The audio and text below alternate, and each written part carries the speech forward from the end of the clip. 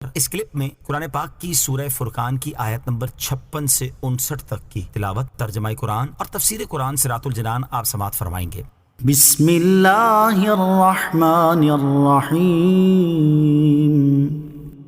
ترجمہ: اللہ کے نام سے شروع جو نہایت مہربان رحمت والا ہے۔ وما ارسلناک الا مبشرا ونذیرا قل ما اسألكم علیہ من اجر الا من شاء ان يتخذ الى ربه سبیلا۔ ترجمہ: اور ہم نے تمہیں نہ بھیجا مگر خوشخبری دینے والا اور ڈر سنانے والا۔ تم فرماؤ میں اس پر تم سے کچھ اجرت نہیں مانگتا، لیکن جو چاہے کہ اپنے رب کی طرف راستہ اختیار کرے۔ وما ارسلناک الا، اور ہم نے تمہیں نہ بھیجا مگر، یعنی اے حبیب صلی اللہ تعالی علیہ وآلہ وسلم، ہم نے آپ کو ایمان و طاعت پر جنت کی خوشخبری دینے والا اور کفر و معصیت پر جہنم کے عذاب کا ڈر سنانے والا بنا کر بھیجا ہے۔ قل، تم فرماؤ، یعنی اے حبیب صلی اللہ تعالی علیہ وسلم، آپ ان مشرکوں سے فرما دیں کہ میں وحی کی تبلیغ پر تم سے کچھ اجرت نہیں مانگتا، لیکن جو چاہے اپنے رب عز و جل کی طرف راستہ اختیار کرے اور اس کا قرب اور اس کی رضا حاصل کرے۔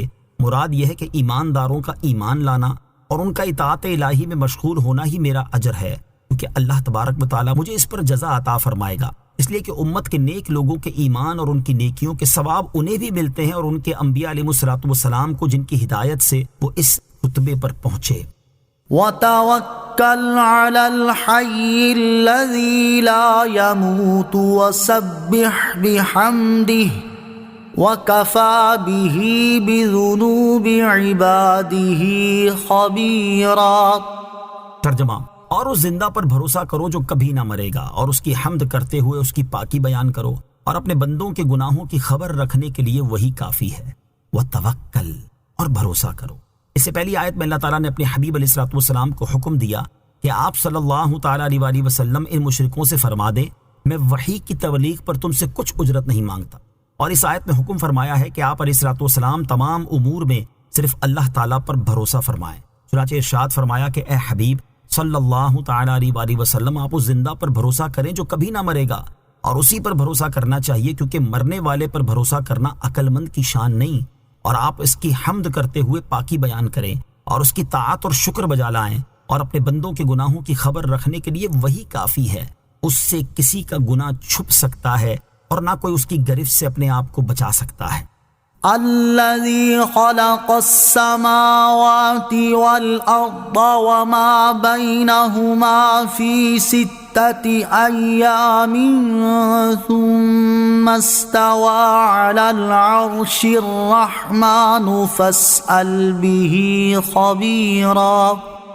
ترجمہ: جس نے آسمان اور زمین میں اور جو کچھ ان کے درمیان ہے 6 دن میں بنائے، پھر اس نے عرش پر استوا فرمایا جیسا اس کی شان کے لائق ہے، وہ نہایت رحم فرمانے والا ہے، تو کسی جاننے والے سے اس کی تعریف پوچھ۔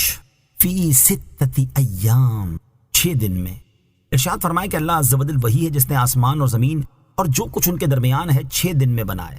اس سے مراد یہ ہے کہ 6 دن کی مقدار میں بنائے، کیونکہ اس وقت رات، دن اور سورج تو تھے ہی نہیں، اور اتنی مقدار میں پیدا کرنا اپنی مخلوق کو آہستگی اور اطمینان کی تعلیم دینے کے لیے ہے، ورنہ وہ ایک لمحے میں سب کچھ پیدا کر دینے پر قادر ہے۔ نوٹ: آسمان و زمین کو 6 دن میں پیدا کرنے کے بارے میں مزید تفصیلی معلومات کے لیے سورہ اعراف آیت نمبر 54 کے تحت تفسیر ملاحظہ فرمائیں۔ استوا علی العرش، عرش پر استوا فرمایا جیسا کہ اس کی شان کے لائق ہے۔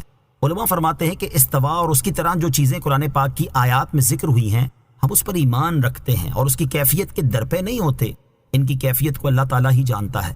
بعض مفسرین استوا کو بلندی اور برتری کے معنی میں لیتے ہیں، اور بعض استیلا کے معنی میں، لیکن پہلا قول ہی زیادہ مضبوط اور سلامتی والا ہے، یعنی یہ کہ اس کی حقیقی مراد اللہ تعالیٰ ہی جانتا ہے۔ نوٹ: اللہ تعالیٰ کے عرش پر استوا فرمانے کے بارے میں مزید تفصیل جاننے کے لیے سورہ اعراف آیت نمبر 54 کے تحت تفسیر ملاحظہ فرمائیں۔ فَاسْأَلْ بِهِ خَبِيرًا، تو کسی جاننے والے سے اس کی تعریف پوچھ۔ اس آیت میں انسان سے خطاب ہے کہ وہ اللہ تعالیٰ کی صفات کسی ایسے شخص سے دریافت کرے جو اللہ تعالیٰ کی معرفت رکھے۔